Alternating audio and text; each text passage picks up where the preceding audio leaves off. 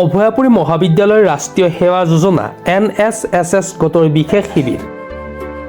এইবেলি অভয়াপুৰী মহাবিদ্যালয়ৰ ৰাষ্ট্ৰীয় সেৱা যোজনা NSS গোটৰ বিশেষ শিবিৰ 7 ফেব্ৰুৱাৰীৰ পৰা 13 ফেব্ৰুৱাৰীলৈ 2 নং দেওহাটী প্ৰাথমিক বিদ্যালয়ত অনুষ্ঠিত হয়।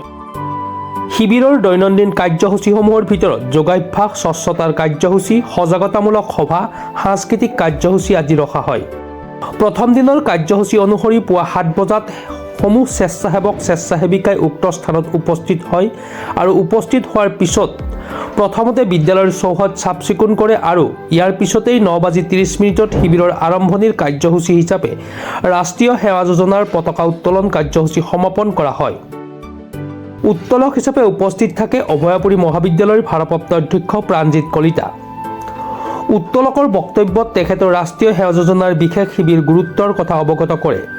উক্ত অনুষ্ঠানত অভয়াপুৰী মহাবিদ্যালয়ৰ ৰাষ্ট্ৰীয় সেৱা যোজনা গোটৰ কাৰ্যক্ৰম বিষয়াদ্বয় ক্ৰমে ডক্টৰ নৱজ্যোতি মজুমদাৰ আৰু ধৰমজিৎ ইটিং কাঠৰৰ লগতে উপস্থিত থাকে বিদ্যালয়ৰ প্ৰধান শিক্ষক প্ৰমোদ কুমাৰ ৰয়, বিদ্যালয়খনৰ শিক্ষক শিক্ষয়িত্ৰী তথা স্থানীয় ৰাইজ আৰু স্বেচ্ছাসেৱিকাসকল।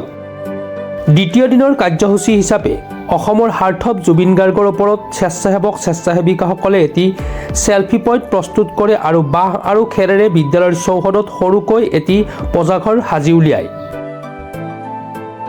আবেলি প্ৰায় 2 বজাত প্ৰাক্তন স্বেচ্ছাসেৱকসকলৰ লগত এটি মত বিনিময় অনুষ্ঠান অনুষ্ঠিত কৰা হয় আৰু প্ৰায় 4 বজাত দ্বিতীয় দিনৰ কাৰ্যসূচীৰ অন্ত পৰে। শিবিৰৰ তৃতীয় দিনটোত নাগৰিক বিজ্ঞানৰ ওপৰত সজাগতামূলক বক্তব্য প্ৰদান কৰে অভয়াপুৰী মহাবিদ্যালয়ৰ উদ্ভিদ বিজ্ঞান বিভাগৰ সহকাৰী অধ্যাপক ডক্টৰ অশোক কুমাৰ দাসে আৰু লগতে অভয়াপুৰী মহাবিদ্যালয়ৰে ইংৰাজী বিভাগৰ মুৰব্বী অধ্যাপক ডক্টৰ ৰাকেশ তিৱাৰীয়ে স্বেচ্ছাসেৱকসকলৰ মাজত অনুষ্ঠিত হোৱা তৰ্ক আৰু বক্তৃতাৰ ওপৰত তেখেতৰ বিশ্লেষণ আগবঢ়ায়। যিহেতু এইবাৰ শিবিৰ মাঘ মাহত অনুষ্ঠিত হৈছে, সেয়ে চতুৰ্থ দিনা সকলো স্বেচ্ছাসেৱক আৰু গাঁৱৰ মহিলাসকলে মিলি লাড়ু আৰু বিভিন্ন ধৰণৰ পিঠা প্ৰস্তুত কৰি আৰু সেইদিনা আবেলি অভয়াপুৰী মহাবিদ্যালয়ৰ ভালেসংখ্যক অধ্যাপক অধ্যাপিকা উপস্থিত থাকে।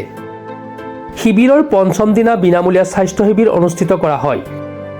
এই শিবিৰত mobile medical unit, Bongaigaon medical officer doctor AK চক্ৰৱৰ্তীৰ লগতে 7জনীয়া দল এতিয়া উপস্থিত থাকে।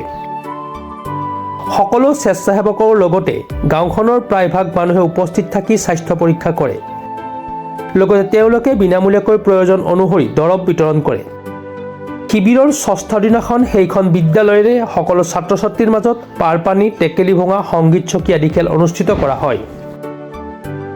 বিশেষ শিবিৰটোৰ শেষৰটো দিনত অৰ্থাৎ 7ম দিনা একেদিনৰ দৰেই সেইদিনাখনো উপস্থিত থাকে বিদ্যালয়খনৰ শিক্ষক শিক্ষয়িত্ৰীবৃন্দৰ লগতে ৰাষ্ট্ৰীয় সেৱা যোজনাৰ কাৰ্যক্ৰম বিষয়া আৰু জ্যেষ্ঠ স্বেচ্ছাসেৱকসকল। আবেলিৰ ভাগত মুকলি সভাত অভয়াপুৰী মহাবিদ্যালয়ৰ অধ্যক্ষৰ লগতে আন অধ্যাপক অধ্যাপিকাসকলো উপস্থিত থাকে। এই অনুষ্ঠানতে বিভিন্ন প্ৰতিযোগিতাত জয়ী প্ৰতিযোগীসকলক বঁটা প্ৰদান কৰা হয়। ইয়াৰ পিছতেই সাংস্কৃতিক কাৰ্যসূচীৰ আয়োজন কৰা হয়। এই অনুষ্ঠানত স্বেচ্ছাসেৱকসকল আৰু গাঁওবাসীয়ে লগ লাগি নাম পৰিৱেশন কৰে। লগতে গাঁৱৰ কণমানিসকলৰ লগতে স্বেচ্ছাসেৱকসকলে নৃত্য, গীত, নাটক আদিৰে আবেলিটো জীপাল কৰি তোলে। উক্ত অনুষ্ঠানত গাঁও পঞ্চায়তৰ স্থানীয় সদস্য নীতু সিংহ, বিদ্যালয়খনৰ শিক্ষয়িত্ৰী অঞ্জনা ৰায়ৰ লগতে জ্যেষ্ঠ স্বেচ্ছাসেৱক তথা বঙাইগাঁও প্ৰেছ ক্লাবৰ সাধাৰণ সম্পাদক ধৰম ৰঞ্জন ৰয়, বঙাইগাঁও ছাত্ৰ সন্থাৰ সাধাৰণ সম্পাদক কংকন বায়ন, উদীয়মান লোকবাদ্য শিল্পী অনুপজ্যোতি দাস, সংবাদকৰ্মী সৌৰভজ্যোতি দাসৰ লগতে আন স্বেচ্ছাসেৱকসকল উপস্থিত থাকি অনুষ্ঠানটোৰ শোভাবৰ্ধন কৰে। নিউজ ডেস্ক ৰিপৰ্ট, প্ৰাতঃ টাইম ডিজিটেল। শদিয়াৰ পৰা ধুবুৰীলৈ, বৰাকৰ পৰা ব্ৰহ্মপুত্ৰলৈ সকলোৰে মাজত চিনাকি এটা নাম প্ৰাতঃ টাইম। থলুৱা ভাষা, কৃষ্টি আৰু সত্য বাতৰিৰ আধাৰত প্ৰতিষ্ঠিত খবৰ প্ৰাতঃ টাইমৰ প্ৰতিটো বা বাতৰি পুংখানুপুংখভাৱে চাবলৈ Facebook, YouTube, website, Twitter, Instagram আৰু ব্লগাৰ পেজত লাইক আৰু ফ'ল' কৰক।